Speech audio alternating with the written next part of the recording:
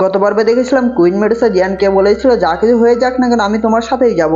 তারপর এপিসোডটি শেষ হয়ে গিয়েছিল এবং ৭০তম এপিসোডে শুরুতে আমরা দেখতে পাই জিয়ান কুইন মেডুসাকে বলছিল এটি হলো পয়জন সেক্টর হেডকোয়ার্টার আর এই সিটির নাম হলো তিয়ানদো সিটি। পয়জন গার্ল বলেছিল সে নাকি পয়জন সেক্টর আন্ডারে রয়েছে। এই সিটিকে সবার জন্য হোলি সিটি বলা হয় কারণ পয়জন মাস্টারও এই সিটিকে হোলি সিটি হিসেবে মানে। তখন কুইন মেডুসা বলে আমরা শত্রু শহরে ঢুকে পড়েছি এবং জিয়া আমাদের সাথে আছে আর এরকম ভয়ের কাজ তুমিই শুধু করতে পারো। তখন অন্যদিকে আমাদের পিচ্চি জিয়ান বলে এই তো খুঁজে পেয়েছি। জিয়ার শুধু একটাই কাজ, সেটা হলো খাওয়া আর খাওয়া, আর কোনো কাজ নাই। তখন জিয়ান বলে আপনি টেনশন করবেন না, আপনি যদি না চান তাহলে আমি এই শহরের মধ্যে জিয়াকে নিয়ে যাব না। আর জিয়ার বর্তমানে যে পাওয়ার রয়েছে সেই পাওয়ার দিয়ে একদম দাহং লেভেলের পিক ফাইটারকেও হারিয়ে দিতে পারবে। তখন জিয়ান ভাবতে থাকে এবং বলে কিন্তু অন্যদিকে পয়জন সেক্ট। জিয়ান আরো বলে চুয়ান কিংডমের পয়জন সেক্টের স্ট্যাটাস গামা কিংডমের ইয়ান অ্যালায়েন্সের থেকে অনেক বেশি। তুমি যদি পয়জন গার্লের মতো অর্ধেক নিষ্ঠুর হতে তাহলে তুমি পুরো রয়্যাল ফ্যামিলির সবাইকে মেরে ফেলতে এবং বাকি যে পাওয়ার এবং ফোর্স গুলো আছে সেগুলোকেও তুমি শেষ করে দিতে। তখন গামা কিংডমে একদম চুয়ান কিংডমের মতো হতো, মানে ইয়ান অ্যালায়েন্স পুরোপুরি কন্ট্রোল করতো। তখন জিয়ান বলে না, আমি এটি কখনোই করতে পারি না এবং অতীতে পয়জন গার্ল এরকম ছিল না, সে অন্যরকম ছিল।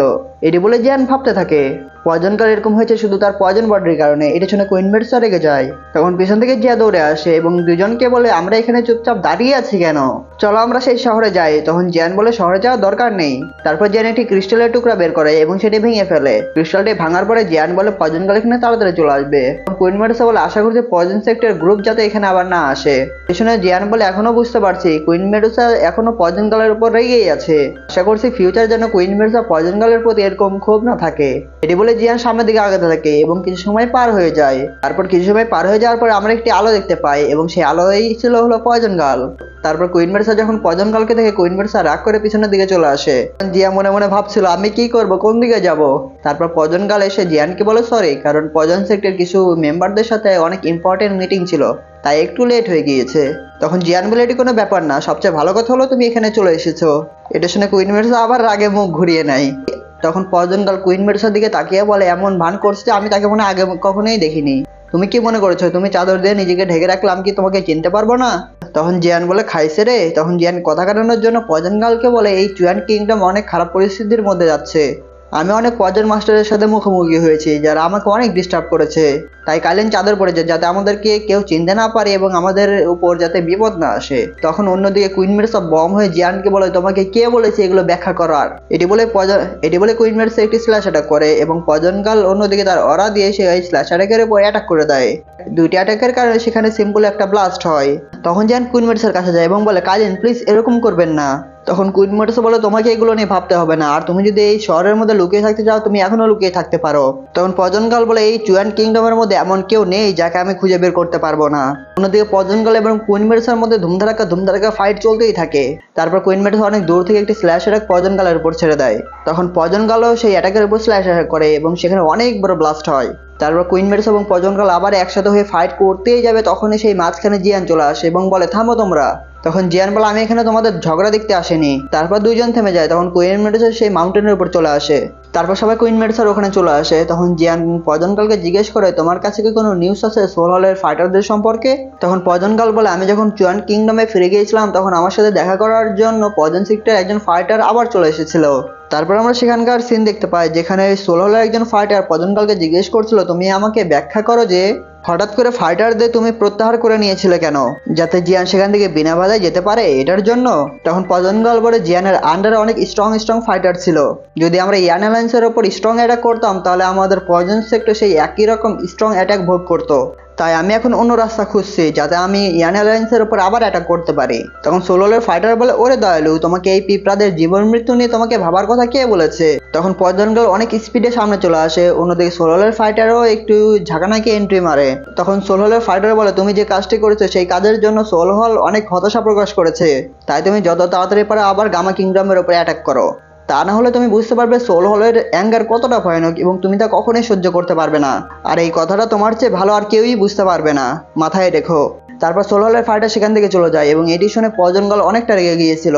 তারপর পয়জন গার্ল একটি বাদরের মতো পাখি বের করে এবং সেটি সোল হলের ফাইটারের দিকে ছেড়ে দেয় এবং সেই পাখিটি সোল হল মাস্টারের পিছু করতে থাকে। তখন পয়জন গার্ল বলে আমি একটি সুযোগকেই শুধু কাজে লাগাতে চাই এবং সেই সুযোগটি হলো সোল হলের প্লেস কোথায় আছে সেটিকে খুঁজে বের করা। এবং সেই ফাইটারকে ট্র্যাক করতে করতে তখনই সে উধাও হয়ে যায় এবং সে কোথায় গিয়েছে তা আমি বুঝতে পারিনি। এবং আমার মনে হচ্ছে সেই ফাইটারের সাথে 10,000 স্করপিয়ন সেক্টর কোনো না কোনো সম্পর্ক আছে। তখন জিয়ান বলে তারা কতটা পাওয়ারফুল, তখন পয়জন গার্ল বলে সোলো হলের পিপুলরা বা ফাইটাররা এতটা পাওয়ারফুল সেটা বলার কথা না, তারা আমার চেয়ে কম পাওয়ারফুল না। কারণ তারা যদি আমার চেয়ে কম পাওয়ারফুল হতো তারা কখনোই আমার সাথে এরকম অ্যারোগেন্ট ভাবে কথা বলার সাহস পেত না। তাদের সেক্টর অনেক বেশি পাওয়ারফুল ফাইটার রয়েছে এবং তারা চুয়ান কিংডমের জন্য অনেকটা গুরুত্বপূর্ণ। কিন্তু সেখানে একজন ওল্ড ফাইটার আছে এবং তার নাম হলো ওল্ড শেপিয়ান এবং সেই হলো 10,000 ওল্ড স্করপিয়ন সেক্টর লিডার। এবং সেই ফাইটারের সাথে শুধু আমার একবার দেখা হয়েছিল এবং যা দেখে বুঝতে পারছি সে অনেকটা খারাপ। তখন কুইন মেডাস বলে আমি অনেক আগেই ভেবেছিলাম যে তোমার কাছে অন্য কোনো প্ল্যান আছে। পয়জন গার্ল শুধু আমাদের ইউজ করতে চায় যাতে তার রাস্তা একদম ক্লিয়ার হয়ে যায়। তখন পয়জন গার্ল বলে কুইন মেডাস তুমি যদি আমাদের সেক্টর সম্পর্কে খারাপ ভাবো তাহলে তুমি এখান থেকে চলে যেতে পারো, তোমার এতটুকু পাওয়ার দিয়ে আমাদের সেক্টর কোনো কিছুই যায় আসে না। এটি শুনে কুইন মেডাস অনেক রেগে যায় এবং তার ওরা চারদিকে ছড়িয়ে দেয়। আমিও ভাবছি পয়জন গার্লের সাহস কত কুইন মেডাসকে এরকম করে কথা বলার, ভাই রে ভাই। তখন জিয়ান ভিয়াকে ইশারা করে এবং কুইন মেডাসকে থামাতে বলে। তখন জিয়া কুইন মেডাসকে ধরে এবং বলে সিস্টার তুমি রেগে যেও না। তখন কুইন মেডাস শান্ত হয়ে জিয়ার মাথা বুলিয়ে দেয়। তখন জিয়ান বলে পয়জন গার্ল আমরা যদি তোমাকে বিলিভ না করতাম তাহলে আমরা এখানে আর আসতাম না। তখন পয়জন গার্ল বলে গুড, এবং কালকেই চলো সেই সেক্টরের উপর অ্যাটাক করা যাক। তখন জিয়ান বলে আমিও দেখতে যাই 10,000 স্করপিয়ন বিস্ট কতটা পাওয়ারফুল। তখন পয়জন গার্ল বলে তোমাকে আগে আমাকে ফলো করে স্করপিয়ন মাউন্টেনে যেতে হবে, কারণ আমাদের পয়জন সেক্টর ফাইটাররা সেখানে ঘোড়া নিয়ে দাঁড়িয়ে আছে যাতে তারা সহজে 10,000 স্করপিয়ন আর্মিকে ডিফেন্ড করতে পারে। এটি বলে পয়জন গার্ল সেখান থেকে চলে যায় এবং জিয়ান তার একটি মাস্ক পরে জিয়ানও তার সাথে সাথে চলে যায়। তারপর সিন চেঞ্জ হয়ে যায় এবং আমরা সেই মাউন্টেনে দেখতে পাই যেখানে কুইন মেডুসা, পয়জন গার্ল এবং জিয়ান পৌঁছে গিয়েছিল। তখন পয়জন গার্ল বলে আমরা একজন 10,000 স্করপিয়ন সেক্টের ফাইটারকে ধরেছি এবং সেই ফাইটার থেকে আমরা জানতে পেরেছি যে 10,000 স্করপিয়ন সেক্ট আমাদের পয়জন সেক্টরের উপর অ্যাটাক করতে চলেছে। তাই আমি আমার ফাইটারকে প্রিপেয়ার হতে বলেছিলাম যাতে তারা যুদ্ধের জন্য স্করপিয়ন মাউন্টেনে চলে আসতে। তারপর তারা এভাবে কথা বলতে বলতে সেই ক্যাম্পের মধ্যে চলে আসে যেখানে পয়জন সেক্টর ইল্লাররা আগে থেকে ওয়েট করছিল। তখন পয়জন সেক্টর ইল্লাররা পয়জন গার্লকে দেখে তখনই গ্রিট করে। তারপর পয়জন গার্লের সাথে সাথে জিয়া কুইন মেডুসা ভেতরে চলে আসে এবং নিজেদের সিটে বসে পড়ে। অন্যদিকে পয়জন গার্লও নিজের সিটে বসে পড়েছিল। অন্যদিকে আমরা একটি টাকলা ইল্লারকে দেখতে পাই যে জিয়া কুইন মেডুসা এবং জিয়াকে একদম ঘুরে ঘুরে দেখছিল। তখন পয়জন গার্ল বলে তোমার আবার কি হলো? তখন টাকলা ইল্লার বলে না তেমন কিছু হয়নি। টাকলা ইল্লার বলে আপনি যাদেরকে নিয়ে এসেছেন তাদের সম্পর্কে আমার কিছু জানি না, আমি তাদের এখানে রেখেছি তার অন্য কারণ আছে, তোমাকে এগুলো নিয়ে ভাবতে হবে না। তখন টাকলা ইল্লার মানে গুয়ে বলে আপনাকে অনেক সতর্ক থাকতে হবে এবং আমাদের পয়জন সেক্ট অনেক খারাপ অবস্থা রয়েছে কারণ এই ফাইটের মধ্যে অনেক ইল্লার মারা গিয়েছে যা আমাদের অনেক ক্ষতি করেছে এবং আপনি যাদেরকে ইনভাইট করেছেন তাদের লেভেলও দাহং লেভেলের মতো রয়েছে, তাই সামনে যে ফাইট হবে সেই ফাইটের মধ্যে কোনো রকম পার্থক্য হবে না। এটা ছিল পয়জন গার্ল বলে। এই টাকলা ইল্লারের কথা শুনে আমার তো অন্যরকম লাগছে, এর আগে কখনো তো গুয়ে এরকম করে আমাকে বলেনি। অন্যদিকে জিয়ার মনে মনে ভাবে এই পয়জন সেক্টরের মধ্যে অন্যরকম কিছু তো চলছেই, কারণ এই টাকলা ইল্লার পয়জন সেক্টরের লিডারের উপরেই আঙুল তুলছে। অন্যদিকে টাকলা ইল্লার পয়জন গার্লকে বলে এরকম তেমন কিছুই না, আপনি শুধু এখানে 1 বছরের মতো ছিলেন না তাই আমি এখানকার যা কিছু হয়েছে সবকিছু খুলে বলছি। আপনি এখানে ছিলেন না তাই এখানে অনেক কিছু হয়ে গিয়েছে। আমরা এখানে যা কিছু করি না কেন 10,000 স্করপিয়ন সেক্ট আমাদের সবকিছু জেনে যায়। এই জন্য আমার মনে হচ্ছে এই পয়জন সেক্টরের মধ্যে এমন একজন ফাইটার আছে যে কিনা 10,000 স্করপিয়ন বিস্টকে সকল খবর দিচ্ছে। এটা শুনে জিয়ান একটু সন্দেহ করতে থাকে। অন্যদিকে আমাদের পয়জন গার্ল একটু ভাবতে থাকে। তখন পয়জন গার্ল বলে আমি ডিসাইড করেছি যে কালকে স্করপিয়ন বিস্টের উপর অ্যাটাক করতে হবে, আর কোনো যায় আসে না যে তাদের কোনো ফাইটার আমাদের এই পয়জন সেক্টরের মধ্যে আছে। তাই আমি যে অর্ডারটি করেছি সেটি সকল ফাইটারকে বলে দাও, আর এই সময়ের মধ্যে কোনো ফাইটার যাতে আমাদের এই ক্যাম্প থেকে বের হয়ে যেতে না পারে। যদি কোনো ফাইটার এখান থেকে বের হয়ে যায় তাহলে তাকে পানিশমেন্ট দিতে হবে। তখন ইল্লারা বলে ঠিক আছে মাস্টার। তারপর সিন চেঞ্জ হয়ে যায় এবং আমরা একটি লাইটিং ক্রিচারকে দেখতে পাই যে সেখান থেকে অনেক স্পিডে পালিয়ে যাচ্ছিল। তখনই জিয়ান তার গ্লেস ফ্রেম ছেড়ে দেয় এবং গ্লেস ফ্রেম দিয়ে সেই ক্রিচারকে আটকে ফেলে। তারপর জিয়ান যখন সেই ক্রিচারকে ধরে তখন সেখান থেকে একটি লেটার বের হয়ে আসে এবং সেই লেটারে লেখা ছিল এখানকার সকল প্রস্তুতি শেষ হয়ে গিয়েছে। তারপর সিন চেঞ্জ হয়ে যায় এবং আমরা স্করপিয়ন মাউন্টেনে দেখতে পাই যেখানে ফাইট চলছিল, মানে এখানে পয়জন সেক্টর ফাইটাররা স্করপিয়ন সেক্টরের উপর অ্যাটাক করে দিয়েছে। পয়জন সেক্টর ফাইটার স্করপিয়ন ফাইটারদেরকে হারিয়ে দিচ্ছিল এবং তাদের মধ্যে ধুমধারাক্কা ফাইট চলতেই থাকে। কিন্তু তখনই সেখানে একটি পয়জন গ্যাস ছড়িয়ে পড়ে এবং সেই পয়জন গ্যাসের কারণে পয়জন সেক্টর ফাইটাররা অনেক খারাপভাবে মারা যাচ্ছিল। তখন সেই ফাইটাররা বলে এখান থেকে পালাও, এই পয়জন গ্যাস অনেক খারাপ এবং সবাইকে মেরে ফেলছে। তখনই সেখানে পয়জন গার্ল এবং জিয়ান এবং বাকি সবাই সেখানে চলে আসে। তখন পয়জন গার্ল বলে স্করপিয়ন সেক্ট তোমরা কি মনে করছো এই পয়জন গ্যাসের ফরমেশন আমাদেরকে আটকাতে পারবে? এটি বলে তার ওরা দিয়ে একটি স্ল্যাশার সেই পয়জনের উপর করে দেয় এবং তার ফলে সেখানকার পয়জন একদম পুরোপুরি রিমুভ হয়ে যায়। তখন সেখানে স্করপিয়ন সেক্টর ফাইটাররা চলে আসে এবং বলে পয়জন সেক্টর লিডার আপনি শুধু একটু বেশিই কথা বলেন। তারপরে সেখানে এক এক করে স্করপিয়ন সেক্টর সব ফাইটার চলে আসে। তখন জিয়ান মনে মনে বলে 5জন ফাইটিং কিং, আসলে দেখছি স্করপিয়ন সেক্ট দেখছি অনেক বেশি পাওয়ারফুল, তাই আজকের ব্যাটেলটি হয়তো অনেক ডেঞ্জারাস এবং ভয়ানক হতে পারে। তখন পজন গাল বলে শেপিয়ান, তোমাদের ওল্ড শেপিয়ান কোথায়? তোমাদের ওল্ড শেপিয়ানকে ডাকো, আর তাছাড়া যদি ওল্ড শেপিয়ান এখানে না আসে তাহলে তোমাদের স্করপিয়ন সেক্ট একদম পুরোপুরি ডিস্ট্রয় করে দেবে পজন সেক্ট। তখন শেপিয়ান হাসতে হাসতে বলে, তোমার সাথে শুধু 1 বছর দেখা হয়নি এবং 1 বছর পর তুমি দেখছি অনেক অহংকারী ভাবে আমাদের সাথে কথা বলছো। আমাদের 10,000 স্করপিয়ন সেক্ট অতটা অর্ডিনারি ফোর্স না, তাই আমরা অন্য কোনো সেক্ট আমাদের উপর অ্যাটাক করবে সেগুলো নিয়ে ভয় করি না।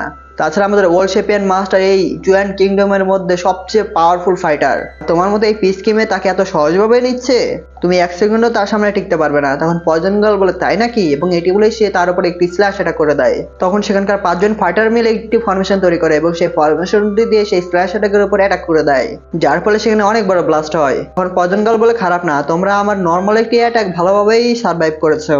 তা আমার মনে হচ্ছে তোমরা আমাকে আটকানোর জন্য অনেক কিছু হয়তো প্ল্যান করে এখানে এসেছো, কিন্তু আজকে 10,000 স্করপিয়ন সেক্ট আমার হাত থেকে কখনোই বাঁচতে পারবে না।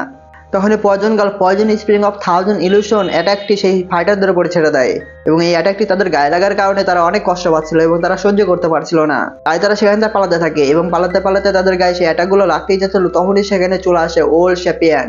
তারপর স্করপিয়ন সেক্টর লিডার তার পাওয়ার ইউজ করে পজন গার্লের সেই অ্যাটাকটি পুরোপুরি ডিস্ট্রয় করে দেয়। লিডারকে দেখে স্করপিয়ন সেক্টর ফাইটাররা তাকে গ্রিট করে। জিয়ান বলে, এই হলো ওল্ড সিপিয়ান।